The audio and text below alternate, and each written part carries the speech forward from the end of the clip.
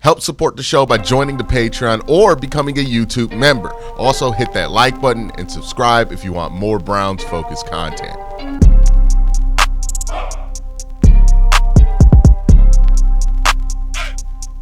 A question I get all the time is, what are the Browns' options at quarterback next year, the year after? So what I wanted to do was do an exhaustive list of pretty much every quarterback I can find a potential lane to Cleveland for and rank them in 5 tiers, right? So we have the franchise potential move, a move that the Browns would make thinking that it has franchise quarterback potential. You may disagree about if a player has that potential, but making a move for these players would signify that the Browns certainly feel that way. Extended bridge potential, same idea there, except for instead of a franchise quarterback, this is somebody they think can be the quarterback for the next 3 to 5 years. Then you have 1 year win now rental, somebody that the Browns would maybe move a couple of assets for, but in the hopes of that player being a win now player for them. Short-term bridge, 1 to 2 year starter. Flyers, guys who are going to compete with Watson for the starting job. Maybe they take it, maybe they don't. And then you have a backing up Watson. It's going to be a tier of quarterbacks I think won't be able to take the job from. All right, so let's start the tier list with Daniel Jones, right?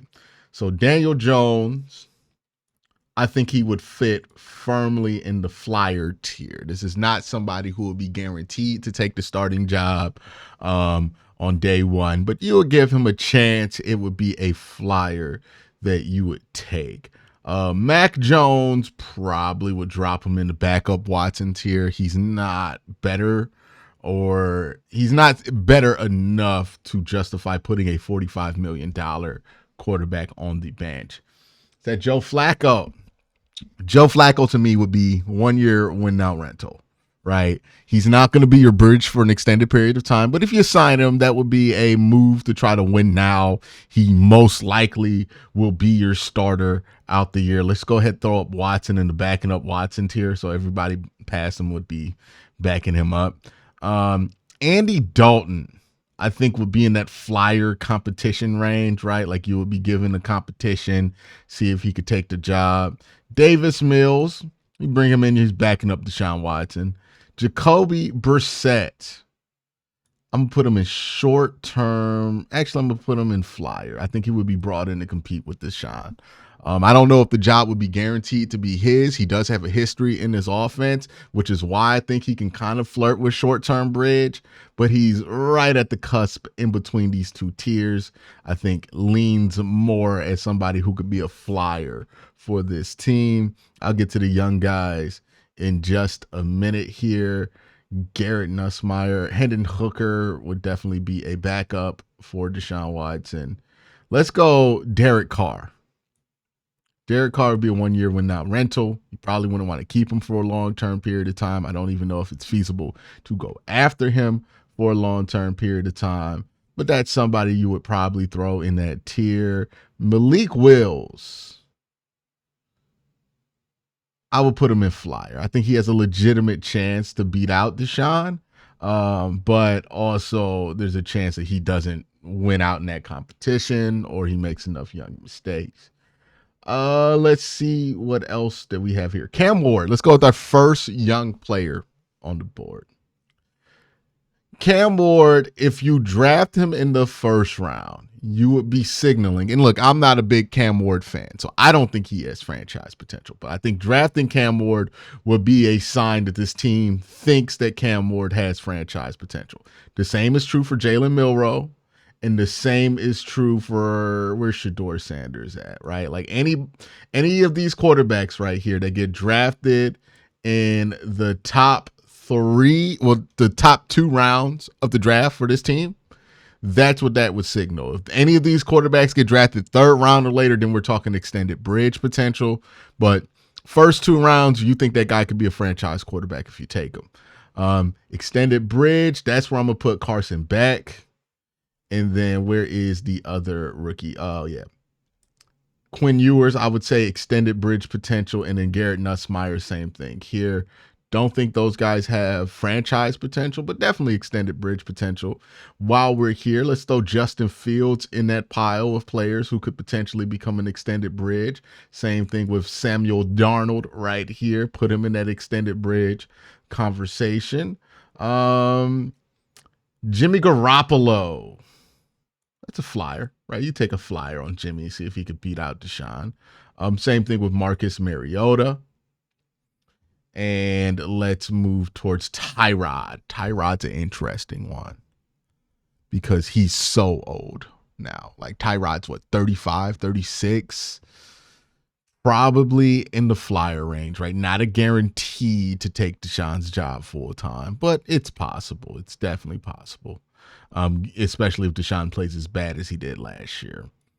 DTR, I'm gonna put them in the backing up Watson tier. If basically what the backup Watson tier is if they bring out Mac Jones as the competition for Deshaun Watson, if they bring out Davis Mills as the backup as the competition for Deshaun Watson, Hendon Hooker as the competition for Deshaun Watson, or DTR, they're not taking this competition seriously. It's probably going to be Watson that starts. Like, that's what they're signaling if they do that. Anybody above it, it could happen. It's possible that they could start over Watson, right? But these guys don't think there's a strong chance of that happening. Gardner Minshew, that would be a short-term bridge or a flyer. Let's go flyer here. They're a flyer.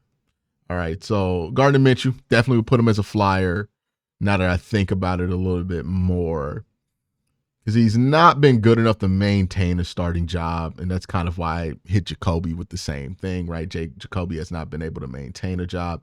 But, if you draft a rookie and you need somebody to start 8 games, all these guys are fine with that. Or if you just want to kick the Watson quarterback replacement can down the road another year, these guys are fine. Not a great option, but fine, right? Anybody above it would be a much better option. But these guys are fine if you had to go after them. Trey Lance, probably backing up Watson, right? Not a real person to compete with. Kirk Cousins is the 1-year win now rental. Now, I will say the thing with Kirk Cousins, I would be concerned because he's starting to throw a ton of interceptions now. And with older quarterbacks, usually it's them interceptions that tells you that their career is about to be up, and those interceptions have sharply jumped up for Kirk Cousins in the last few weeks, like to a worrisome amount, I would say. Those interceptions have increased. Tyler Heineke, that would be a flyer. There's a chance that Tyler Heineke can beat you out and win the job. Jameis Winston, I would put him at short-term bridge. I think he's a 1 to 2 year option. He's definitely probably going to get the starting job if he comes back and the Browns bring him back on a 1 to 2 year deal. But not like a 3 to 5 year plan, right? He's 30 right now. That means if you sign for 3 or 5 years, he'd be 33, 35, which isn't super old. But Jameis plays such a risky play style, and his arm talent is kind of questionable with that play style to begin with. If he has any kind of degradation to his arm talent, then that's going to turn into a lot of interceptions, right? Like, that's my one concern with Jameis in as far as like him aging. If that arm talent cannot get to the point to where it's consistent, or worse, it regresses to being less consistent, then those interceptions are going to jump up dramatically. Let's see. Zach Wilson is a interesting one that I have on this list. I think Zach Wilson would get a legitimate chance to try to beat out Watson. Now, let's see. I think it's a little bit more than Jimmy Garoppolo and like the over the hill vets. I would put it right next to Malik Willis. Like, maybe he takes the job, maybe he doesn't. There's not really a strong guarantee there. But I think it would be interesting, to say the least, if they took a flyer on Zach Wilson. I wouldn't be like a huge fan of it, but it wouldn't mean that that's somebody competing for the starting job, or Watson's starting job at least. Kenny Pickett backing up Deshaun Watson. Like, that's not really an option. Maybe there's a little bit of a competition there, but I don't know how serious that competition is if you're bringing in Kenny Pickett at the end of the day. Will Levis, legitimate flyer. I would put him right here, right? Like that would be probably your third best flyer option. If you're looking at these quarterbacks in this tier, that would make a ton of sense to me. Drew Lock, I would put in a similar tier here, probably above Zach Wilson. So yeah, Drew Lock, I would put in a similar tier here where he would be a flyer, not a guarantee to start over Watson, but a flyer nonetheless. I don't think signing him would be a definite sign that the Browns are moving on from Watson immediately, but it would be a move here. And then Trevor Lawrence, I don't think Trevor Lawrence is going to be like the franchise quarterback everybody wanted him to be coming out of college, but you can't deny if the Browns made a move for Trevor Lawrence, then that would signify, hey, they think this guy's a franchise quarterback. They're going to make him a franchise quarterback, and this is the next guy that they're putting all their resources behind. That would be undeniable. And that move would have to have enough resources involved to be undeniable. That's the direction that they're going in. I believe I got everybody. I have a bunch of duplicates here, so that's what those extra pictures are. But I do believe I got everybody. Trey Lance, yeah, everybody's accounted for. Okay, so I reorganized this tier list to kind of better reflect how I feel about the quarterback stuff.